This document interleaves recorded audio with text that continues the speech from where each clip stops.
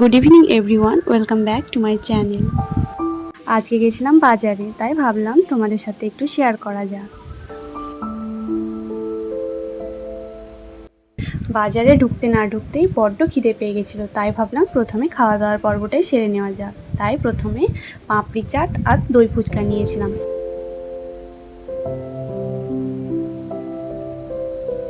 এমনই ঈদের কেনাকাটা সবই প্রায় হয়ে গেছে, তবুও ঈদ বলে কথা, কিছু তো বাকি থাকবেই, তার জন্যই আজকে বাজারে যাওয়া।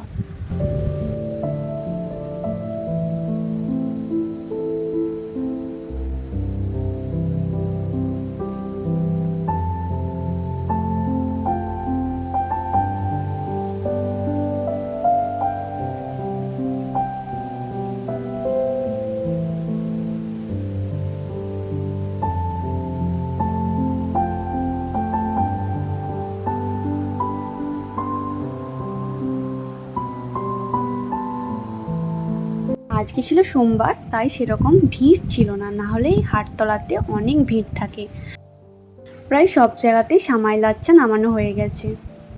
তারপরে একটা দোকানে ঢুকলাম, যেটার নাম ছিল মডার্ন হাউস। এখানে খুব সুন্দর সুন্দর চুড়িদারের পিস পাওয়া যায়, তোমরা চাইলে একবার দেখতে পারো। এখান থেকে আমি একটা চুড়িদার নিয়েছিল, চুড়িদারটা খুব সুন্দর ছিল, তোমাদেরকে পরে একটা কোনো ভিডিওতে দেখাবো সেই চুড়িদারের পিসটা।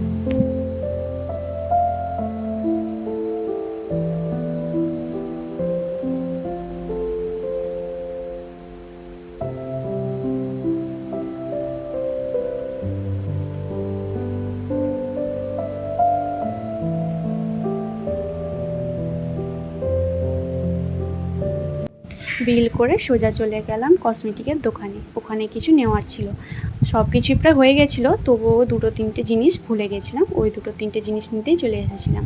নেল পলিশ নেওয়ার ছিল, তাই নেল পলিশগুলো দেখছিলাম। সব কালারই প্রায় ভালোই ছিল, কিন্তু তার মধ্যে থেকে একটা কালার আমি চুজ করেছিলাম। আর গত বছরে যে মেকআপ ব্রাশটা নিয়েছিলাম ওটা খারাপ হয়ে গেছিলো, তাই একটা নতুন মেকআপ ব্রাশ নিলাম। এদিকে আমি নিজের জন্য চুড়ি দেখছিল।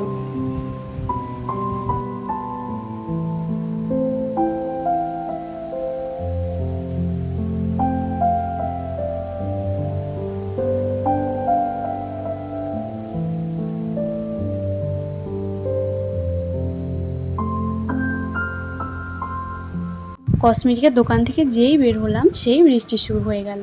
আর এই বাজারে এসে এই বৃষ্টিটাই আমার সহ্য হয় না, কীরকম একটা বিরক্ত লাগে। তারপর একটা ঠান্ডা কিছু খাওয়ার মন করছিল, তাই একটা আমুল কুল নিলাম। আমার এই আমুল কুলটা খুবই ভালো লাগে খেতে। আমার যা যা নেবার ছিল প্রায় সবই হয়ে গেল। এবার সোজা চলে যাচ্ছিলাম একটা সোনার দোকানে।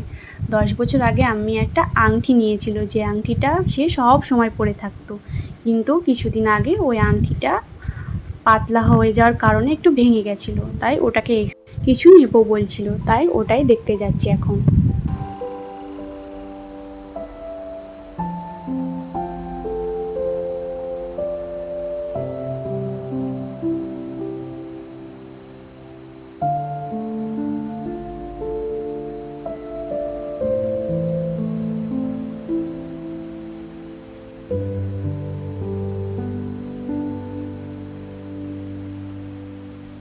সোনার দোকান পৌঁছে গেলাম বটে, তবু ওখানে গিয়ে দেখছি যে আমাদের পছন্দ মতো সেরকম কোনো কিছু নেই, আর থাকলেও সেগুলো বাজেটের মধ্যে নেই।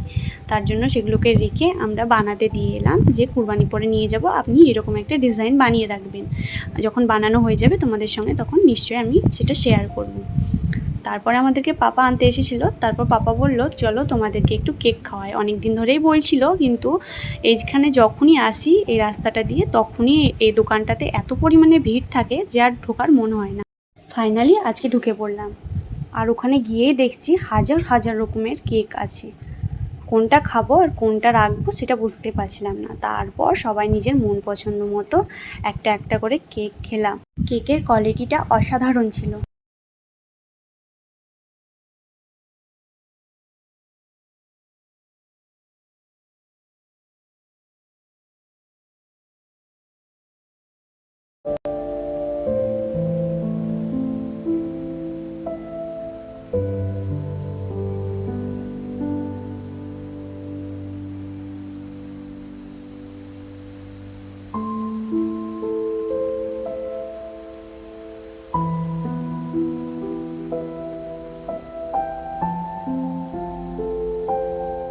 আজকে এই পর্যন্ত, দেখা হবে আবার অন্য কোনো ভিডিওতে। সবাই ভালো থাকবেন, সুস্থ থাকবেন, টাটা।